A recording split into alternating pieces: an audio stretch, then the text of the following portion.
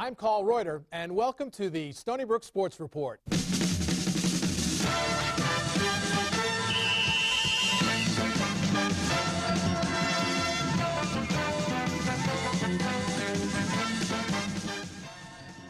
Men's basketball now on the menu, joined by the head coach Steve Pikiell. And Coach, boy, a lot has changed since we last talked. And you have 6 new faces on this team this year. I know you're excited about the upcoming year. You know what? We got a new locker room. We got a new film room. We got a new Pritchard gymnasium. We got a lot of new guys on our roster. We got some of the old guys back and better.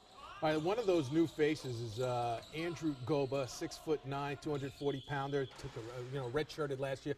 What does he mean now coming back? Because this is a big talent. I tell you, he's great. First of all, he's my captain. He's the hardest worker in the program, and he's the best defender of all of our players. His knees are healthy again.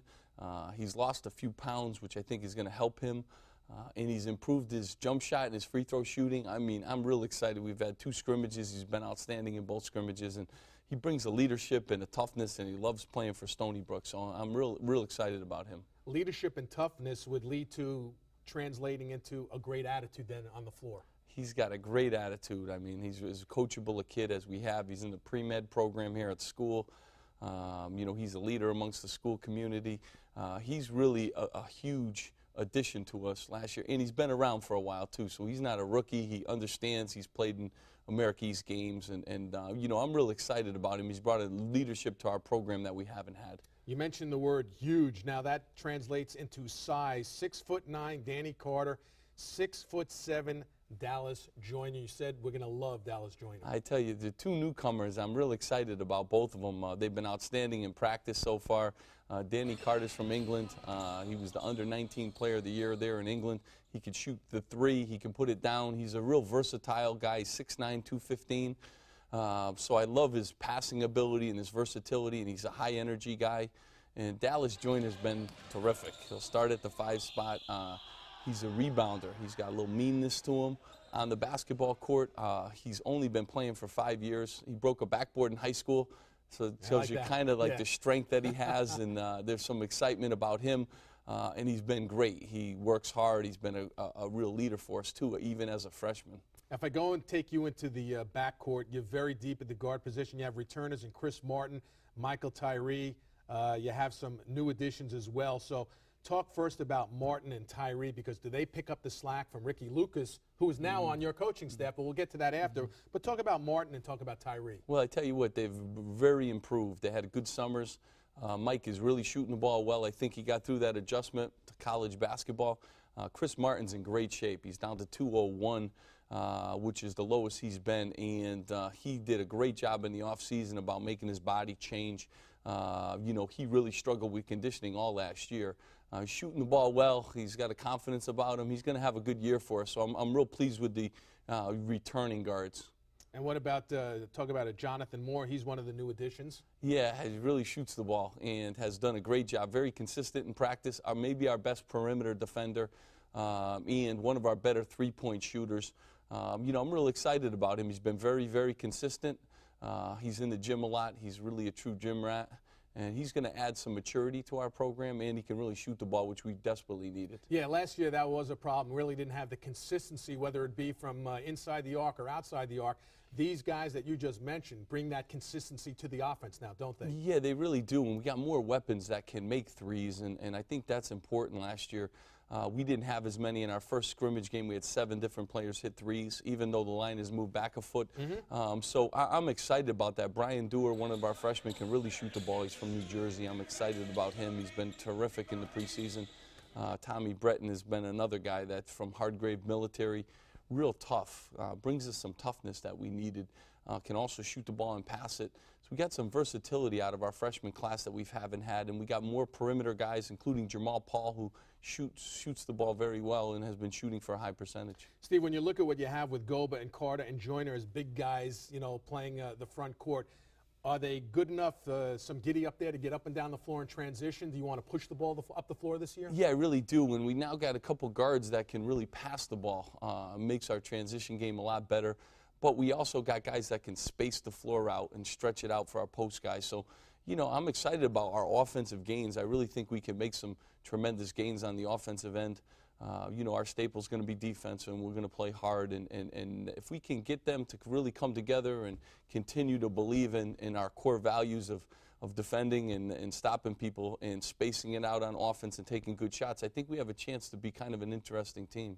That was your strength last year, was the defensive side. So what has to get done this year defensively to better last year?